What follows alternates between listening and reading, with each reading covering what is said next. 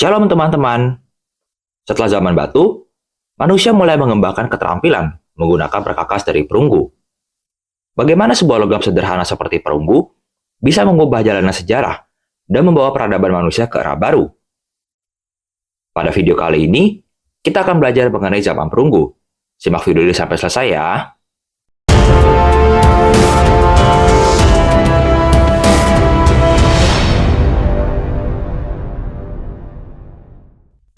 Zaman perunggu adalah periode penggunaan teknik melebur tembaga dari hasil bumi dan membuat perunggu.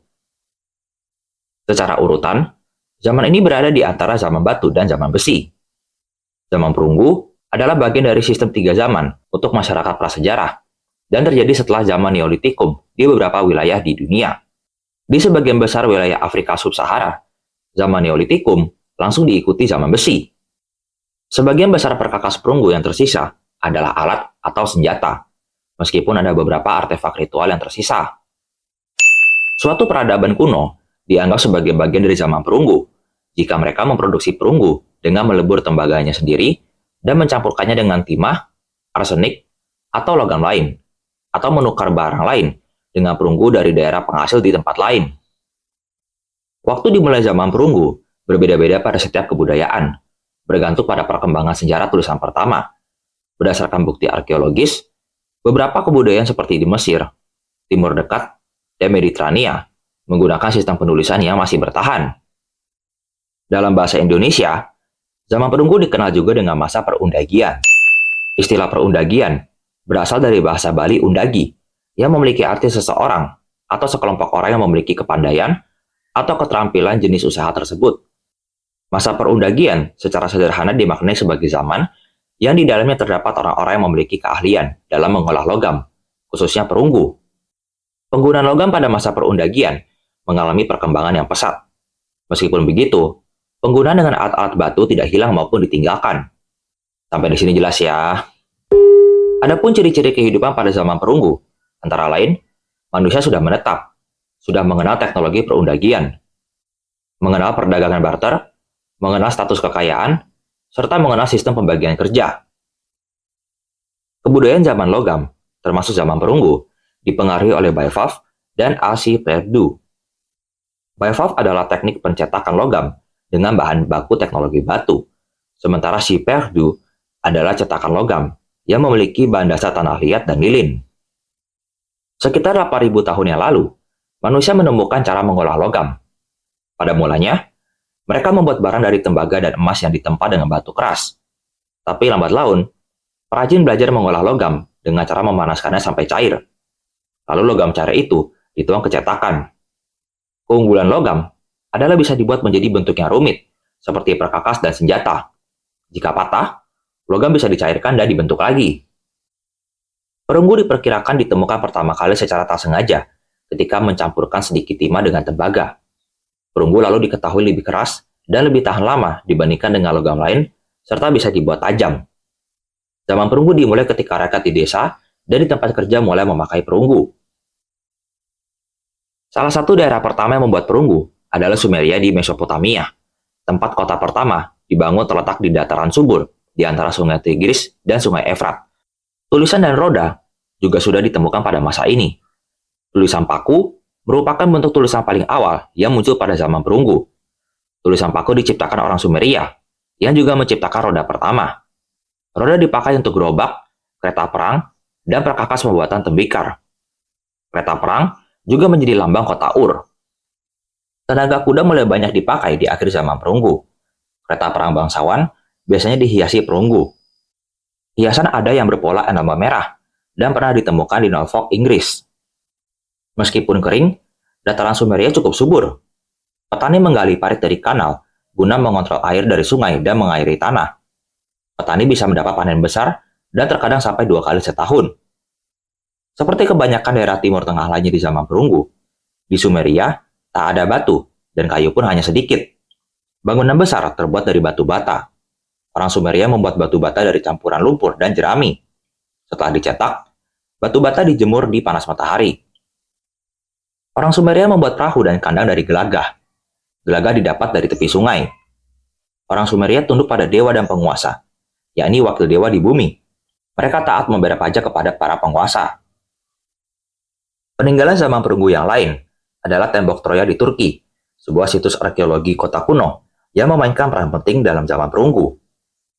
Pedang Mycenaean dari Yunani, pedang dari perunggu yang ditemukan di situs peradaban Mycenaean.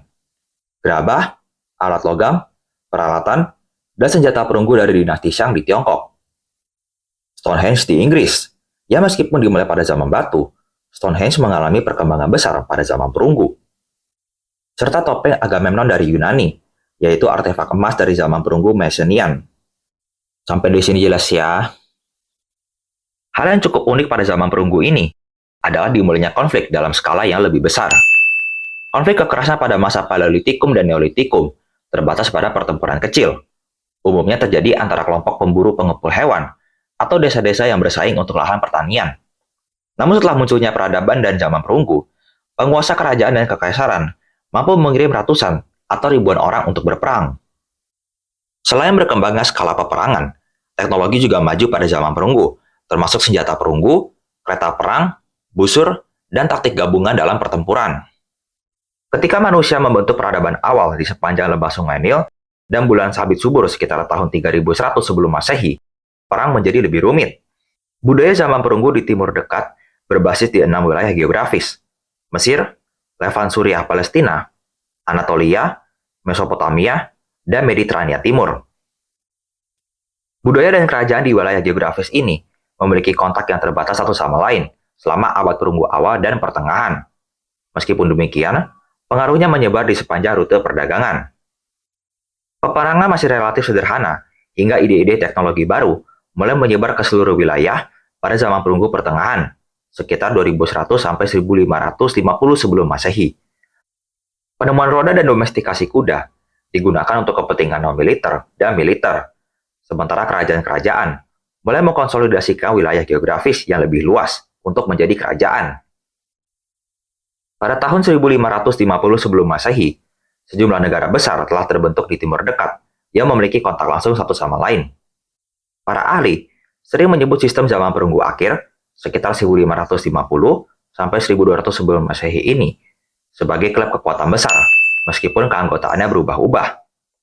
Mesir, Babilonia Kasid, Hatti atau Het, dan Mitanni adalah negara-negara anggota awal. Alisya atau Siprus kemudian menyusul, bergabung dengan Asyur menggantikan Mitanni. Negara Anatolia dan Arzawa kadang dianggap sebagai kekuatan besar. Di lain sisi, negara-negara yang tidak menjadi anggota tetapi berpengaruh adalah Kreta Minoa, Yunani Mycenaean, dan Elam. Para ahli dapat mengetahui tentang sistem ini dari banyaknya sumber tertulis pada era tersebut yang telah ditemukan. Busur komposit merupakan senjata lain yang kemungkinan besar berasal daripada rumput Eurasia. Senjata ini kemudian menyebar ke Timur Dekat pada zaman perunggu. Busur ini baru masuk ke Mesir pada zaman perunggu akhir.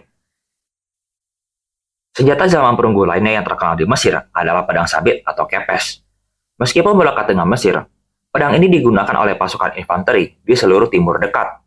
Sementara senjata-senjata ofensif ini berkembang, tentara di Timur Dekat juga mengembangkan baju zirah yang lebih baik. Sebagian besar baju besi pada zaman perunggu akhir terbuat dari kulit dan atau perunggu. Sampai di sini jelas ya. Sekarang, kita akan melihat ke dalam Alkitab.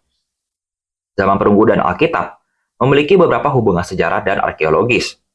Peristiwa-peristiwa di Alkitab, terutama dalam Perjanjian Lama, diyakini terjadi selama atau mendekati zaman perunggu, seperti kisah Abraham, Musa, dan peradaban awal Israel. Pada periode ini, masyarakat di Timur Tengah sudah menggunakan perunggu untuk membuat alat dan senjata. Kota-kota seperti Yeriko dan Hazor yang disebutkan di dalam Alkitab juga berkembang pada zaman perunggu, dan catatan arkeologis seringkali terkait dengan kisah-kisah dari Alkitab. Kita bisa melihatnya dalam Yosua 22 ayat 8. Dan dia berbicara kepada mereka dengan berkata, "Kembalilah kamu ke perkemahanmu dengan kekayaan yang banyak dan dengan ternak yang sangat banyak, dengan perak, dengan emas, dan dengan perunggu, dan dengan besi, dan dengan banyak pakaian. Bagikanlah barang rampasan dari musuh-musuhmu kepada saudara-saudaramu." Dalam ayat ini, suku Ruben, Gad, dan sebagian Manasye telah berhasil merebut tanah di sebelah timur Sungai Yordan dan mendapatkan rampasan perang, tidak hanya tembaga, tetapi juga perak, emas, perunggu, dan besi. Contoh lainnya, bisa kita temukan dalam 2 Samuel 22 ayat 35. Mengajari tanganku untuk berperang, supaya tanganku dapat membuat lengkung sebuah busur perunggu. Dalam ayat ini, Daud sedang mengucap syukur kepada Tuhan pada saat ia dilepaskan dari tangan musuh-musuhnya. Salah satu ucapan syukur Daud adalah ketika Tuhan membuatnya mampu berperang menggunakan busur perunggu.